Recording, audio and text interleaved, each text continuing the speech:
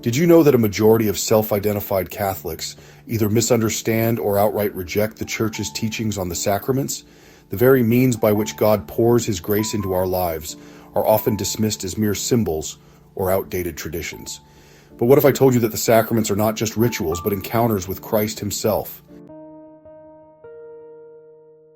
For instance, a 2019 Pew Research study found that nearly 70% of Catholics in the United States believe the Eucharist is merely symbolic.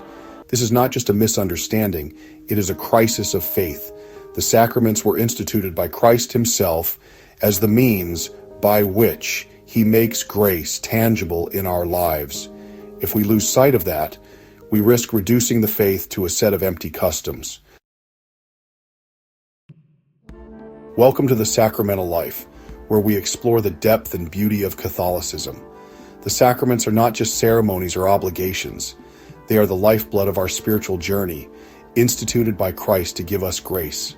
Yet too many Catholics either fail to grasp their true significance or treat them as occasional religious customs rather than the supernatural gifts they are. Throughout church history, the sacraments have been central to Catholic identity. In medieval times, entire villages gathered for the sacraments, understanding them as the means of grace. But today, many Catholics see them as optional. What changed? How did we get here? If you've ever wondered what the sacraments really do, or why the Church insists on them, stay with me. By the end of this video, you'll see them in a whole new light. A troubling reality in the Church today is that many Catholics have lost sight of what the sacraments actually accomplish. Some treat baptism as a sentimental family event, rather than the moment we are reborn into Christ. Others approach the Eucharist without realizing they are receiving the true body, blood, soul, and divinity of Jesus Christ. Confession is often ignored because people either fear it or fail to see its necessity.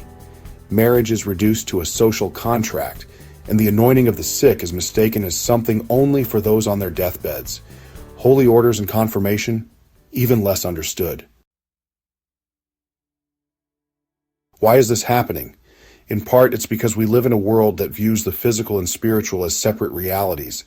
This divide is deeply ingrained in modern thought, where materialism reigns supreme and anything beyond the tangible is seen as irrelevant. Society encourages us to rely only on what we can see, measure, and control, dismissing the spiritual as either personal superstition or an outdated tradition. This mindset has crept into the faith of many Catholics, making it harder for them to grasp the reality that God's grace is not some abstract concept, but something He pours into our lives through physical signs. But this is not just an intellectual issue. It has real consequences. Where sacramental belief declines, faith weakens. In countries where Eucharistic devotion remains strong, vocations to the priesthood and religious life continue to flourish. But in places where sacramental participation diminishes, churches close, and Catholic identity fades. The sacraments are not just individual encounters with grace. They shape entire cultures. Let's take a closer look at the 7 sacraments and their scriptural foundations. Baptism washes away original sin and makes the recipient a child of God and a member of the Church. Jesus Himself established this sacrament when He told Nicodemus, "Truly, truly, I say to you, unless one is born of water and the Spirit, he cannot enter the kingdom of God." John 3:5.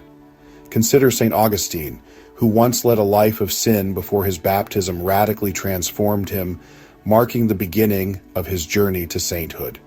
The Eucharist unites us with Christ in a profound way, nourishing our souls and giving us the strength to live holy lives, instituted by Christ at the Last Supper when He said, "This is my body, which is given for you.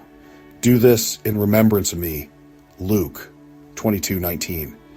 It is not merely a symbol, but the real presence of Jesus. The Eucharistic miracle of Lanciano in the 8th century saw the consecrated host turn into visible flesh and blood, confirmed by modern scientific tests. This is the reality of the real presence. Confirmation strengthens us with the gifts of the Holy Spirit, enabling us to stand firm in our faith. The biblical foundation is found in Acts 2:1-4, when the Holy Spirit descends upon the apostles at Pentecost, equipping them to boldly proclaim the gospel. Think of the early Christian martyrs who, strengthened by the Holy Spirit, gave their lives rather than deny Christ. Confession restores our relationship with God, granting us His mercy and absolving our sins.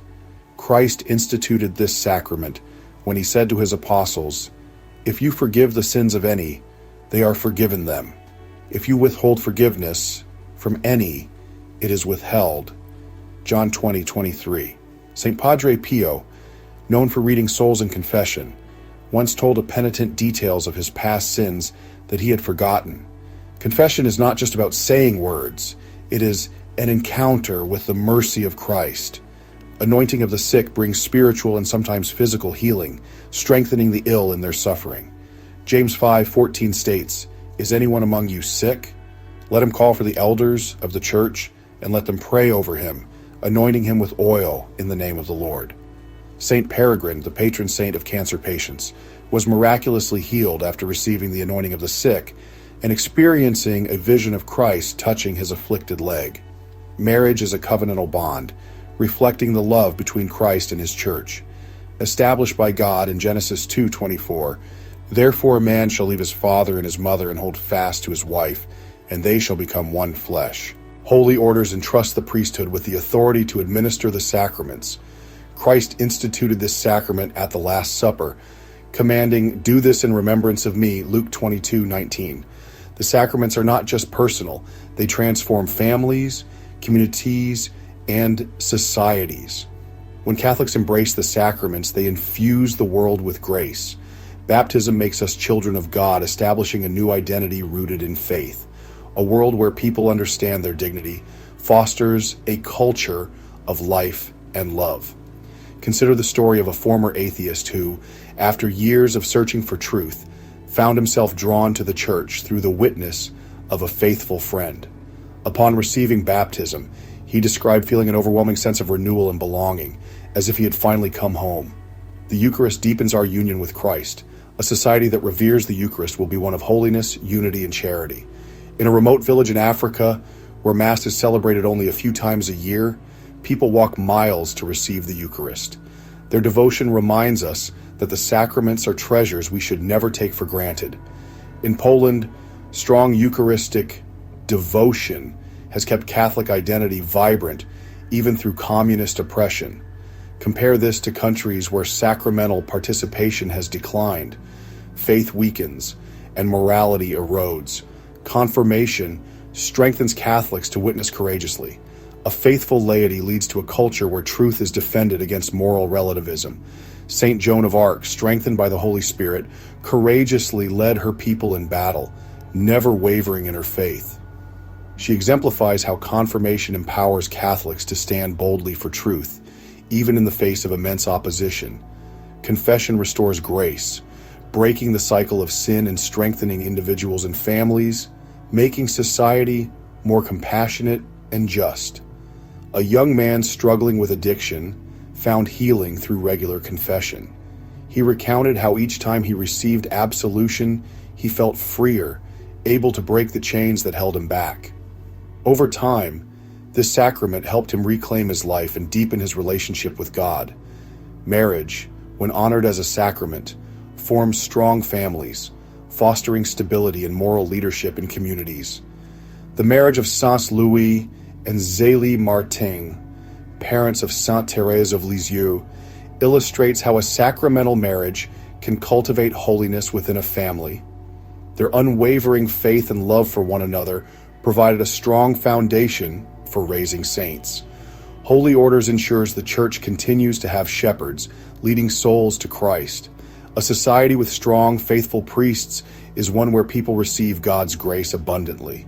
Consider the story of St. John Vianney, who, despite academic struggles, became one of the greatest priests in church history.